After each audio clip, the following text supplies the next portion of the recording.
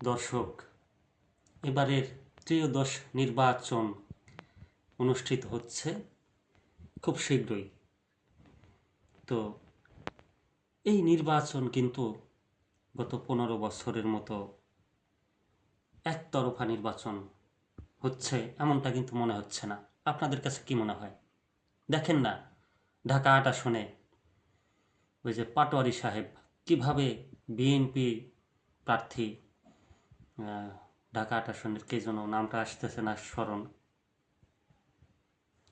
মির্জা আব্বাস সাহেবের বিরুদ্ধে যেভাবে কথা বলে, এই কথাগুলো কিন্তু গত বছরে কোনো পাওয়ারফুল বড় দলের বিপক্ষে বলা যায় নাই।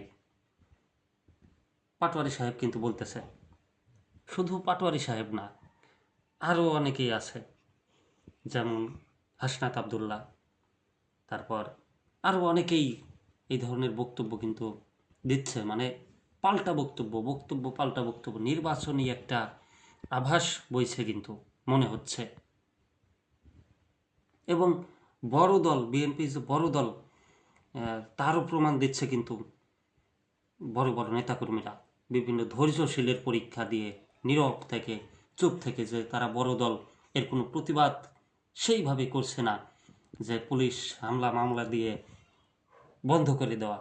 এই আলোচনা সমালোচনা যতটুকু না বললে নয়, ততটুকু বলে নির্বাচনী মাঠ কিন্তু চাঙ্গা করা হচ্ছে। এবারের নির্বাচন কে ভোট দিতে যাবে না, এই পরিবেশ কিন্তু বলে দেয় যে সেই 15 বছর আগের ভোট কেন্দ্র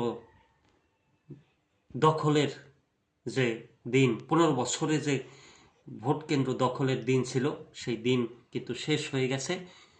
কোনো পক্ষই কাউকে ছেড়ে দিবে না এবং সুষ্ঠু নির্বাচনের একটা প্রতিফলন বা ফল আমরা দেখতে যাচ্ছি। কি বলেন আপনারা? তো আমার সাথে কারা কারা একমত আছেন অবশ্যই কমেন্টে জানাবেন যে এবারের নির্বাচনটা আপনার কাছে, আপনার দৃষ্টিকোণ থেকে কেমন মনে হচ্ছে।